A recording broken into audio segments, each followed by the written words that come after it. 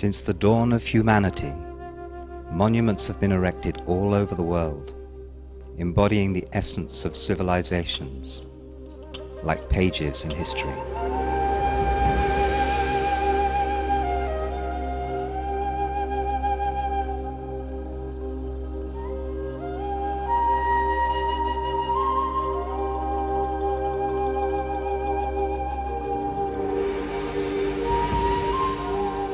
Devotion and gratitude inspired people to construct these monuments and to commemorate great events for generations to come.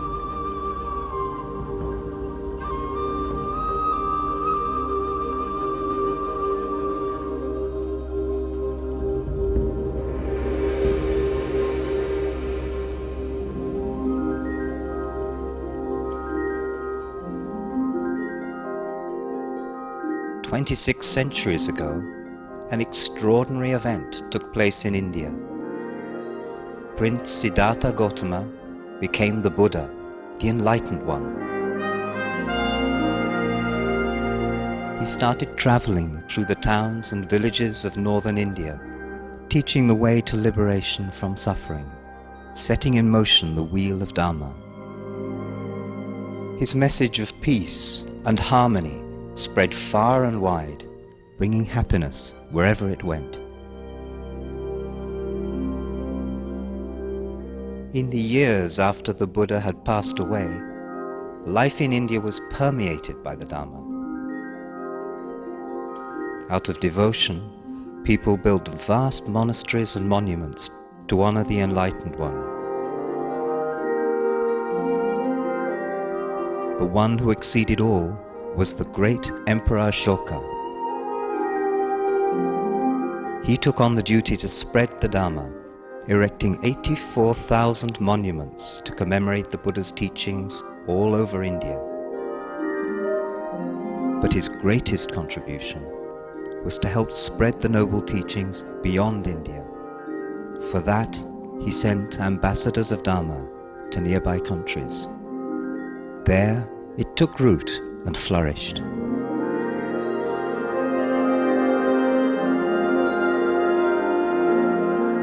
Wherever people benefited from the Dharma, they built structures on the model of those in India, expressing their gratitude and devotion.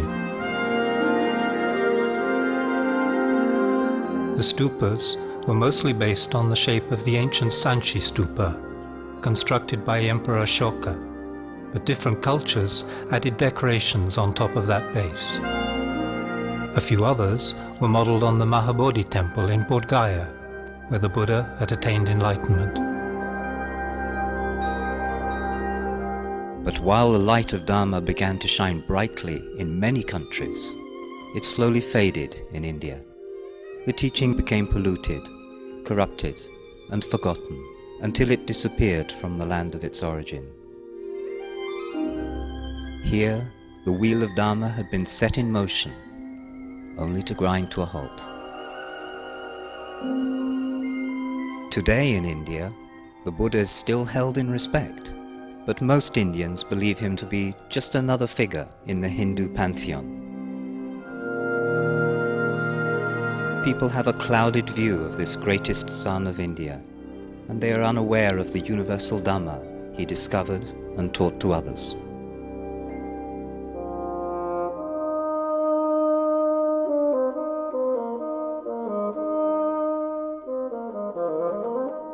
The neighboring countries, Myanmar, Sri Lanka, Thailand, Cambodia and Laos, preserved the Buddhist scriptures in the Pali Tipitaka, enabling the entire world from ancient times until today to learn about the words of the Buddha.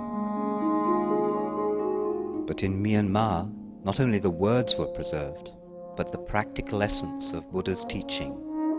A chain of teachers kept alive the practice of Vipassana meditation in its pure form.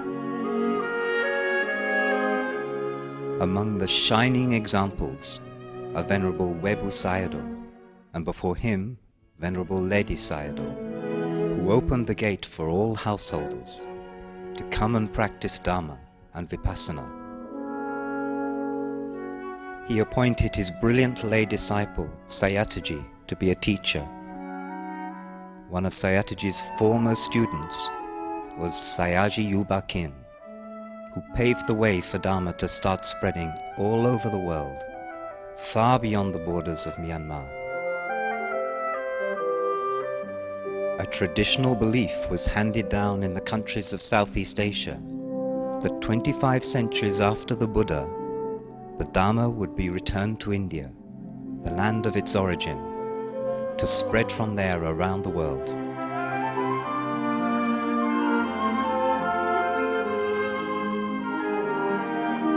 The great Vipassana meditation master, Sayaji Yubakin, had a deep volition to help this prediction come true. He strongly felt the debt of gratitude Myanmar owed India for the jewel of Dharma. Sayaji authorized his Dharma son, S.N. Goenka, as a Vipassana teacher, to carry the message of Dharma back to India. Inspired by Sayaji's vision, S.N. Goenka devoted his life to fulfill this noble mission and started teaching Vipassana meditation in India and many other countries.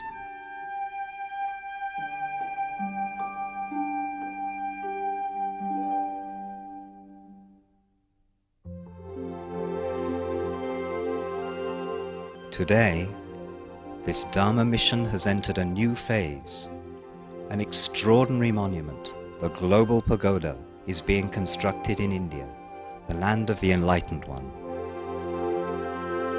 This magnificent structure will be a beacon of Dharma, a lighthouse, dispelling the darkness of ignorance around the world.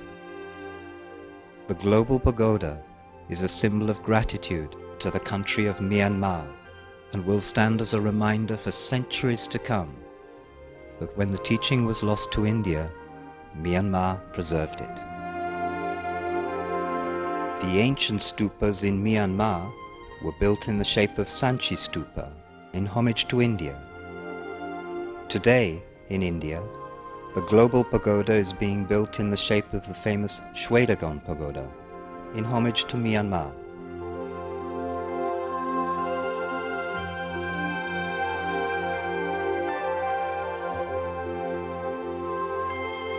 The great global pagoda will be an expression of gratitude to the Buddha, to the wonderful Dharma he introduced to humanity, and to the chain of teachers who preserve the Dharma in its pristine purity.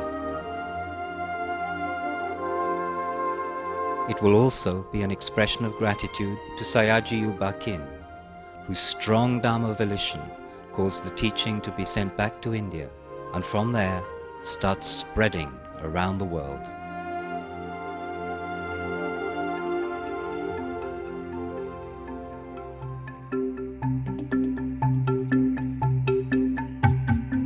The site, chosen for the global pagoda, is a suburb of Mumbai, the most populous city and the commercial and tourist capital of this country of 1 billion people.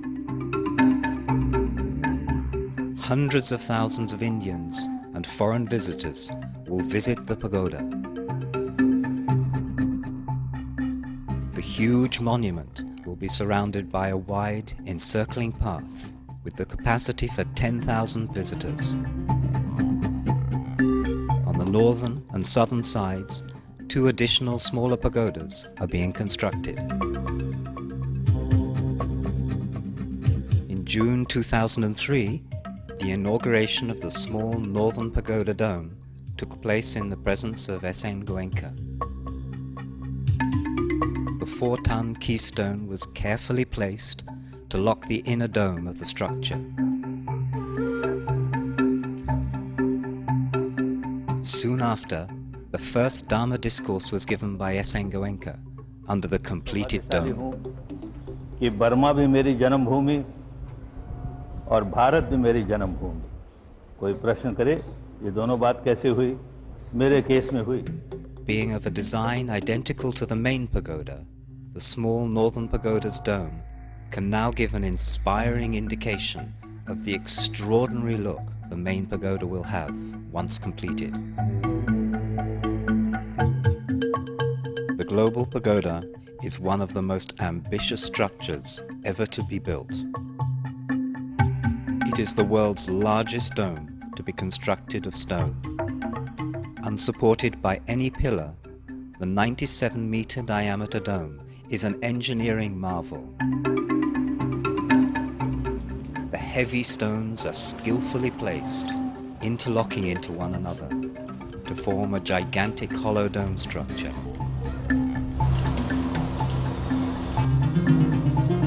Tens of thousands of stones are being used to create this immense monument. Thousands of trucks have brought these stones from the quarries miles away.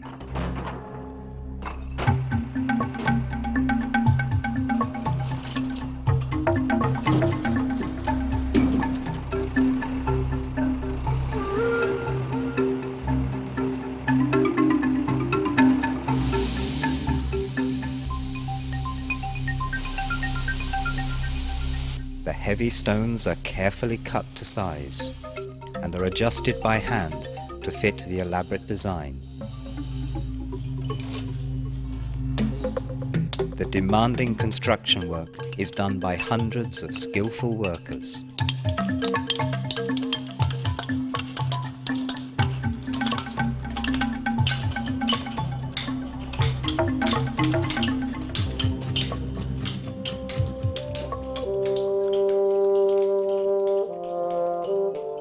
This unique project is more than a monument to the memory of past greatness. The imposing gilded exterior will definitely attract attention, but the interior is purely functional. In the center of the pagoda will be a large meditation hall where thousands of people can practice the Buddha's teaching of Vipassana meditation together. One of Sayagyi Yubakin's major innovations was to make a pagoda a functional part of the meditation center. At the heart of Ubakin's meditation center in Yangon is a hollow pagoda lined with cells. This demonstrates his belief that practicing Dhamma through Vipassana meditation is the best way to honor the Buddha and experience his teaching. In the Vipassana meditation centers in India and other countries, where Vipassana is being taught by S.N. Goenka in the tradition of Ubakin, similar pagodas are used for meditation. All who come to these modern-day Chaitya halls have the opportunity to practice the Dhamma in its original form and to advance towards liberation.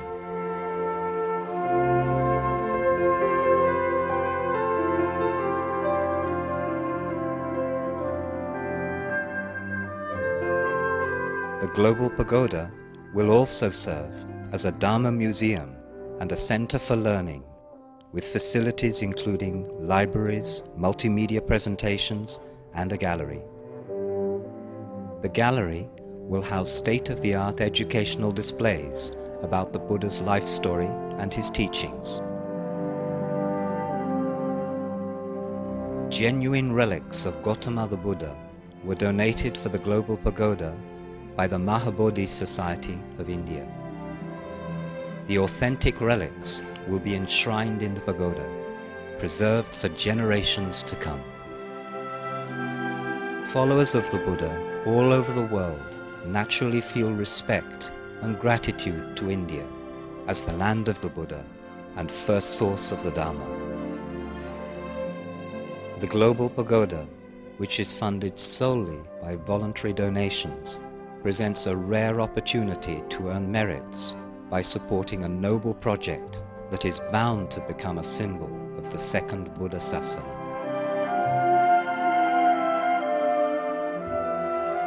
While the world today is afflicted with the maladies of hatred, anxiety, and fear, this living representation of the Buddha's heritage will promote peace, harmony, and tolerance for all humanity.